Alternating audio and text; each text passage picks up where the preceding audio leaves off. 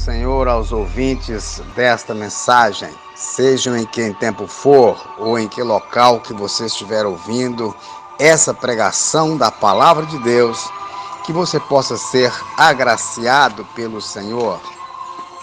Neste momento eu prego sobre o texto do Evangelho segundo escreveu São João, no capítulo 4, ao versículo 8, que diz: Porém Jesus foi para o Monte das Oliveiras, e pela manhã cedo voltou para o templo, e todo o povo vinha ter com ele, e assentando-os ensinava. E os escribas e fariseus trouxeram-lhe uma mulher apanhada em ato de adultério. E pondo-se no meio, disse-lhe: Mestre, esta mulher foi apanhada no próprio ato de adultério. E na lei nos mandou Moisés que as tais sejam apedrejadas. Tu, pois, que dizes? E isto eles diziam, tentando para que tivesse de que acusar. Mas Jesus, inclinando-se, escrevia com o dedo na terra. E como insistisse, perguntando, endireitou-se-lhe e disse: Aqueles que dentre vós estiver sem pecado, seja o primeiro que atire pedra contra ela. E tornando-se a inclinar, escrevia na terra. E quando ouviram isso, saíram de um a um, começando pelo mais velho até o último. Ficou só Jesus e a mulher que estava no meio. Endireitando-se, Jesus, não vendo mais ninguém, disse: Onde estão os teus acusadores? Ninguém te condenou? E ela disse: Ninguém, Senhor. Então Jesus também disse: Nem eu também te condeno. Vai-te e não peques mais. Ouvintes amados desta palavra, eu prego sobre um tema: o pecador absolvido por Jesus. Este é o assunto em pauta. No versículo de número 1, diz que Jesus foi ao Monte das Oliveiras para orar. Sabemos que Jesus era um missionário de oração. Porém, existe a possibilidade de Cristo ter ido ao monte naquele dia, talvez, porque nenhum amigo ofereceu uma estadia para Jesus passar a noite. Nenhum amigo teve a gentileza de oferecer um teto para que Jesus descansasse. Enquanto os fariseus, perseguidores de Jesus, tinham casa para morar, no Evangelho de João, no capítulo 7, versículo 53, diz: Cada um foi para a sua casa. No versículo 3, disse: Trouxeram uma mulher apanhada no pecado de adultério, que segundo a lei mosaica não havia espaço para o apelo a não ser a condenação. Eu digo para você, amigo, sem sombra de dúvida, é melhor que o nosso pecado nos envergonhe hoje do que nos condene amanhã ao inferno. No versículo 4, os fariseus chegando, chamando Jesus de mestre, sendo que um dia atrás tinha chamado Jesus de enganador. No capítulo 7, versículo 47. Isso tem nome, amigo, chama esquizofrenia moral. A esquizofrenia moral acontece quando o indivíduo só tem consciência daquilo que lhe convém. Isso equivale à justiça própria ou à justiça de Satanás. O adultério é um pecado extremo, uma rebelião de uma vil luxúria que está contra a aliança com Deus. O propósito dos fariseus era colocar Jesus em uma cilada diabólica. Vejamos, se Jesus não condenasse a mulher, eles acusariam de estar contra o caráter da lei mosaica. No entanto, se Jesus a condenasse, eles o acusariam de ser um usurpador da lei romana, porque apenas os governadores, apenas os imperadores podiam acusar uma pessoa à morte. Mas glórias damos a Deus, honra damos a Cristo, porque Jesus não era governado por uma ciência, não era governado pela sabedoria deste mundo. Jesus, ele não refletiu a lei mosaica e muito menos desculpou o pecador.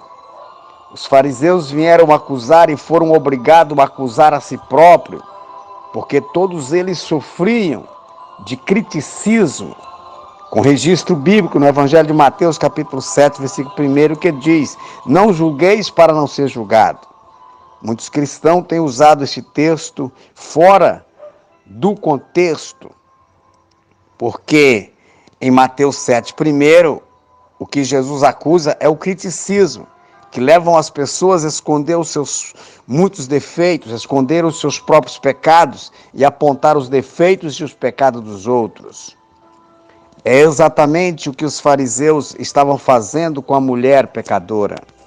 De acordo com Paulo, em Romanos capítulo 2, versículo 22, Paulo diz: tu que diz que não furta, mas você furta. Tu que dizes que não deve adulterar, mas vocês adulteram. A prova disso é que os fariseus levaram apenas a mulher. E onde estava o homem? Ninguém adultera sozinho. Quando o assunto era pecado, os fariseus tinham uma ferida enorme, aberta, que deveria desejar ser curada por Jesus. Mas o orgulho daqueles fariseus não permitiam que tal ferida, a ferida aberta na consciência, fosse curada. No versículo 5, na parte C, os fariseus disseram: tu, pois, que dizes?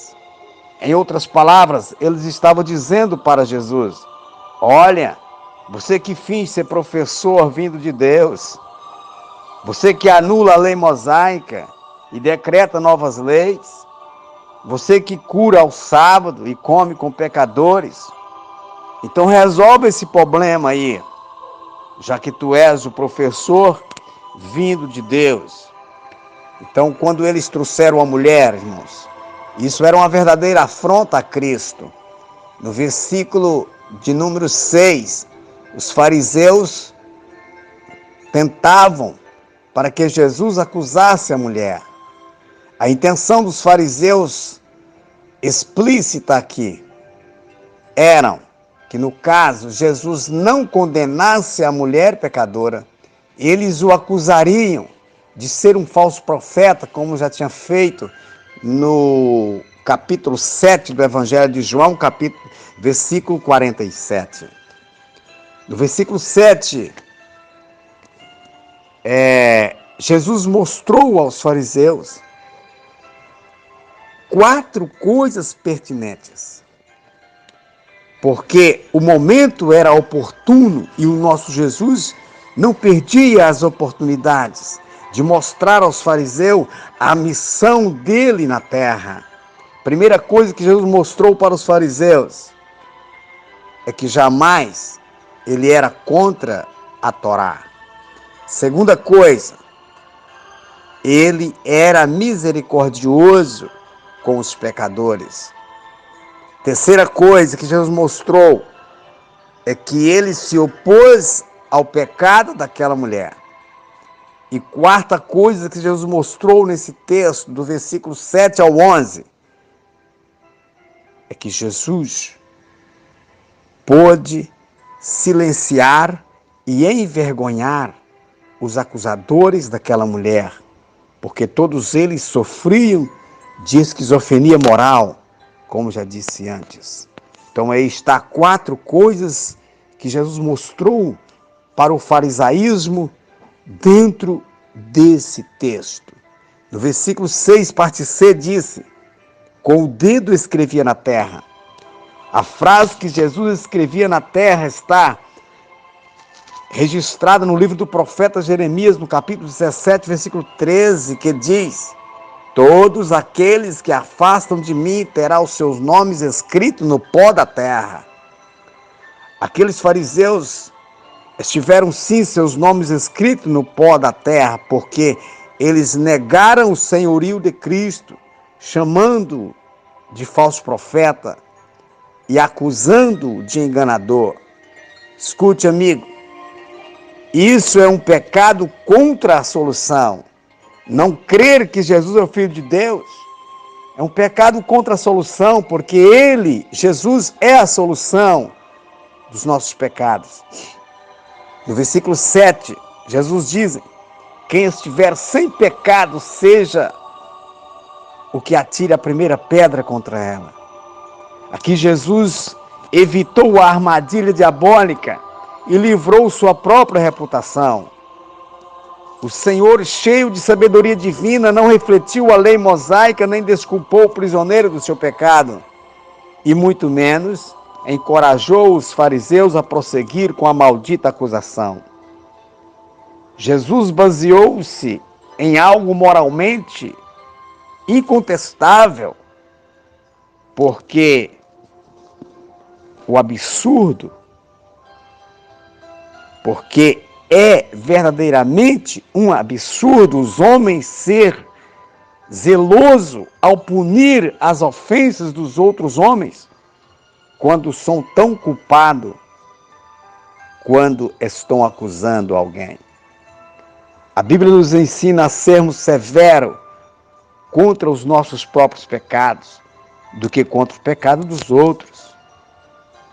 Nós, pastores e obreiros em geral, precisamos ser favoráveis não ao pecado, mas às pessoas que os cometem, para restaurá-los com um espírito manso, levando ao arrependimento dos seus pecados. Conclusão, no versículo 9 diz: saíram um a um. Eles saíram um a um de maneira suave, para não embolar, para não causar tumultos e perturbar o silêncio de Cristo. Houve uma ordem de partida que começou pelo mais velho, porque eram os mais culpados e sabiam o perigo que eles corriam de serem mais envergonhados ainda.